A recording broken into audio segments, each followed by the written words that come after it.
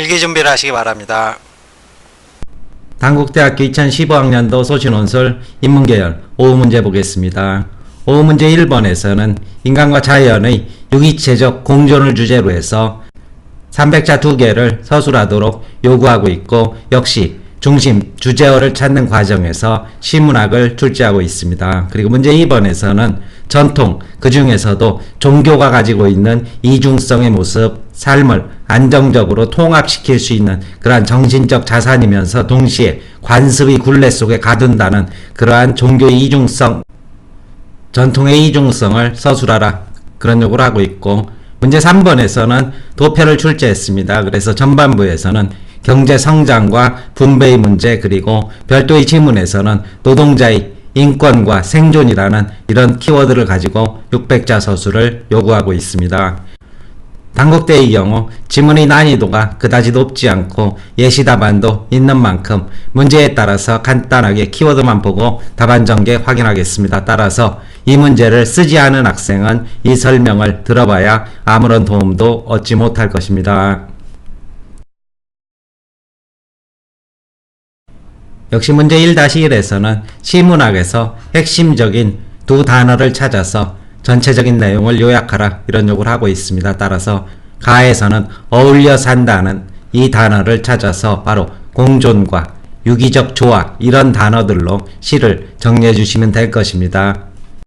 따라서 이런 중심 키워드를 토대로 해서 비록 자풀이지만 어깨를 비빈다, 상호간의 유대감을 가지고 함께 살아가는 모습, 그리고 비록 작은 자풀에 불과하지만 거목의 꿈을 나름 가져가면서 살아가는 것이 조화로운 자연의 모습이다, 이 정도 주제 정리하시면 될 것이고, 문제 2번에서는 가를 토대로 나에서 자연을 대하는 백인들의 태도 상반되어 있다는 거 알 수 있을 것입니다. 가에서 공존이라면 나에서는 바로 착취와 수탈의 인간의 모습, 이것을 확인할 수 있을 것이고, 다에서 자연을 대하는 필자의 태도를 요약 설명하라, 이런 요구를 하고 있는 만큼 재심 나에서 백인들은 자연을 뭐로 지배와 그리고 착취, 수탈의 대상으로 본다, 이러한 키워드 확인해 주실 수 있을 것이고, 재심은 다에서는 비록 재심은 나와 유사하게 죽고 죽이는 이러한 자연의 모습이지만 이것은 거대한 자연의 섭리와 흐름, 그리고 순환의 과정으로 이해할 수 있는 만큼 이것은 생태계의 모습이고, 따라서 인위적인 지배 착취와는 역시 상반된 자연 그 자체의 조화로운 모습이다, 이러한 식의 대비적 설명 가능하게 될 것입니다. 답안 전개 보겠습니다. 대학 공개 답안입니다. 가에서 자연의 생물들이 살아가는 모습을 요약하고 있는 단어는 어울려 산다이다.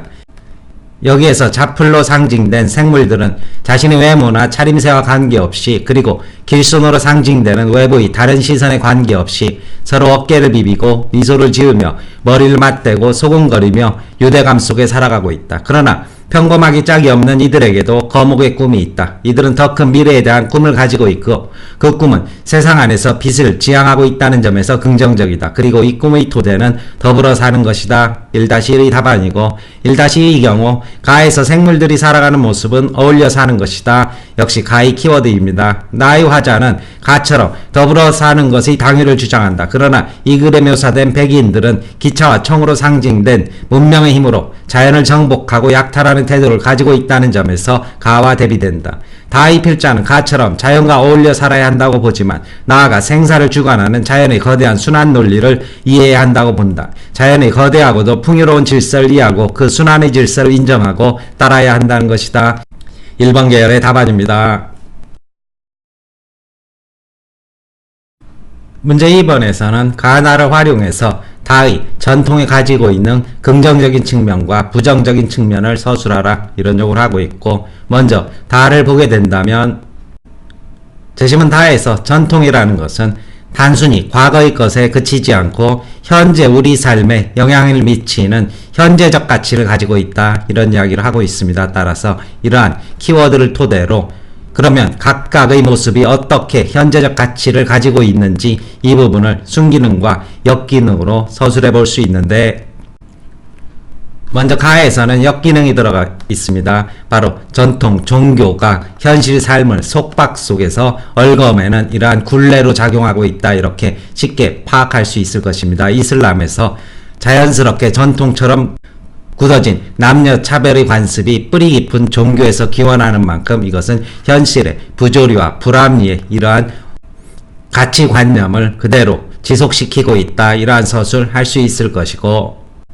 이에 비해 재심은 나에서는 이 고대인들은 자신의 불완전성을 신을 통해서 해소하려고 했고, 이러한 신에 대한 믿음들은 결국 종교적인 그러한 가치관으로 굳어지면서 농경생활과 밀착되어서 결국은 하나의 촌락문화를 만들게 되고, 이러한 촌락문화가 궁극적으로 문명의 시작이 됐다. 따라서 종교라는 것은 한 집단을 정신적으로 통합시키면서 그러한 통합의 구심점 역할을 함으로써 집단이 결국은 촌락, 굴락, 그리고 민족, 국가 이런 식의 문명 형태를 만들어내는 기반이 되었다, 이런 이야기를 하고 있습니다. 따라서 재심은 나는 집단을 통합적으로 결속시키는 종교의 힘이라는 측면에서 바로 순기능의 모습을 엿볼 수 있을 것입니다. 답안 정리해 보겠습니다. 2번 답안입니다. 전통이 우리에게 전해올 수 있었던 것은 그에 대하여 끊임없이 제기되어 온 회의와 부정을 불식시킬 수 있는 정신적 가치를 담고 있기 때문이다. 그러나 전통사상이 시간을 뛰어넘어 오늘날에도 그 정신적 가치를 인정받을 수 있는 것은 부단한 자기 갱신을 통해서였음도 유념할 필요가 있다. 그렇지 못할 경우 가에서 보듯 인간의 삶을 구속하고 갈등과 다툼을 야기하는 일종의 도그마, 편협한 이론, 이런 정도로 생각하시면 될 것입니다. 도그마로 전락할 위험을 안고 있는 것이 전통사상이다. 그러면서도 전통사상은 우리에게 세계인식의 틀을 제공해 왔으며 현실에 대한 대처 방식을 안내해 주기도 하였다. 신에 대한 메소아메리카인의 믿음이 마야 문명 창조의 원동력이 되었음을 보여주는 재심은 나의 경우가 그 대표적인 사례이다. 이처럼 전통은 인간의 삶과 긴밀한 연관을 맺으면서 세계인식의 기본 틀을 제공하고 역사 창조의 에너지원이 되었다는 긍정적 측면을 가지고 있지만, 강력한 권위를 가진 규범으로 자리매김하면서 인간 생활을 속속들이 규정하고 간섭하는 부정적 기능을 수행하기도 한다. 우리는 전통이 이와 같은 양면성을 정확하게 인식하고 발전적으로 수용하여 현실을 헤쳐나가고 미래를 창조해 나가는 원동력으로 승화시켜 가야 할 것이다. 2번에 대한 답안입니다. 문제 3번에서는 도표와 결합된 그런 경제 문제를 출제를 하고 있는데, 일단 재심문 가에서는 어느 정도의 물질적인 그러한 소득이라는 것이 삶의 질을 보장해준다, 이런 얘기를 하고 있고, 재심문 나에서는 경제성장이 삶의 질을 높이는 것을 확실히 보증해주는 것은 아니다. 이에 따른 상대적 박탈감, 생수 이해에서 보듯 자기는 수돗물을 마시는데 누가 100만원짜리 생수를 마신다면 여기에서 오는 상대적 박탈감, 그리고 나아가서 분배의 문제, 이 분배의 단어를 나에서 살짝 숨기고 있습니다. 따라서 재심은 나에서는 분배의 개념을 성장과 대비돼서 이렇게 간추려 주셔야지 높은 점수를 얻을 수 있을 것이고, 역시 다에서는 성장의 개념과 그리고 분배의 개념으로 분석할 수 있는 도표 2개를 주고 있는데, 전체적인 국내 총소득이 높아진다는 것은 성장을 하지만 이에 비해서 역시 진위계수 또한 높아진다는 것은 분배가 제대로 이루어지지 않고 있다는 사실을 보여준다. 여기까지가 가나다에서 나타나는 경제의 성장과 분배의 논점이라면, 재심은 라에서는 약간 난데없는 그런 논점으로 넘어가고 있습니다. 바로 빵이라는 생존과 그리고 장미라는 인권과 자유의 문제, 이런 것들을 대비를 시킴으로써 먹고 사는 것이 우선이냐 아니면은 인간답게 사는 것이 우선이냐, 이러한 논점으로 전환을 하고 있습니다. 따라서 자신의 견해에 있어서는 바로 물질적 풍요와 그리고 인권과 자유라는 요 대비적 개념으로 후반부 서술을 마저 해주셔야 될 것입니다. 답안 정리해 보겠습니다. 먼저 자유로운 삶이 중요하다는 답안지입니다. 가는 적절한 소득 수준이 전제되어야 기초적인 소비를 통해 삶의 대부분의 영역에서 삶의 질을 높일 수 있다는 주장이다. 그리고 나는 경제성장이 소비를 늘릴 가능성은 있지만 모든 소비가 삶의 질을 높일 수는 없으며, 늘어난 소득이 적절하게 분배되지 않는다면 분배라는 키워드 있어야 될 것이고 삶의 질도 높아지지 않는다는 주장이다. 이런 상반된 주장이 대립되고 있지만 현실에서는 다처럼 국내 총소득은 늘었지만 소득 분배가 더욱 악화되는 것으로 나타나고 있다. 그 결과 진위계수가 점차 상승하여 성장은 하지만 분배가 악화됨으로써 삶의 질이 저하되고 있다. 한편 나아에서 랭스턴 휴스는 내일의 생존권보다 오늘의 삶의 질, 즉 인권과 자유가 중요하다고 주장한다. 그는 인간으로서 누려야 할 삶이란 경제적 풍요로부터 나오는 것이 아니라 현재 자신의 삶에 대한 자유로부터 나온다고 보았다.